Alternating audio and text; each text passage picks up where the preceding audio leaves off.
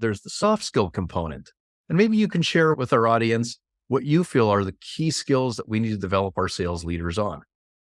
There's several, and one of the interesting points is that soft skills almost give this inference that they can't achieve hard sales results. But if you really, again, unpack some of these skills, they are tremendous in building good teams, trust on teams, and execution. Maybe if I had to talk to three today, the first would be emotion management, often called emotional regulation. And Mm, why this is important in building a team is that if you are a sales manager that really can't manage your emotions, you're up and down all the time. And so oh on my good God. days, you're good. When a problem comes along, you're not so good. And so what happens is your team sits there, and whether they're remote or in an office, they're sitting there going, okay, what type of mood is he or she going to show up in? When they have to wonder how you're going to show up, that erodes trust. And in fact, there was a study done by the Center for Creative Leadership. They're out of North Carolina. They surveyed 302 leaders, all walks, all titles. And what they did find was 28% of their success was attributed to emotional intelligence. And there was Amazing. four pillars. First pillar, emotion management. Now, the second, I would say skills, I would look at empathy and assertiveness.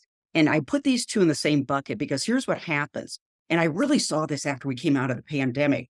I had managers saying, I've shown a lot of empathy, but we've got to get some stuff done, right? So Yes. do not confuse empathy for letting people off the hook. But why it's important to be able to state somebody's perspective is that if people don't feel like you've heard them, they can't hear you. And there are times when your salespeople's ears are on fire emotionally. So unless you can demonstrate empathy, they can't hear your great advice or counsel. But let's add the assertiveness here because you can state their perspective, but maybe this is where you need to change expectations. The bar needs to be raised, a habit, attitude, sales skills. When you can show empathy first and then assertiveness, then you're stating what you need nicely.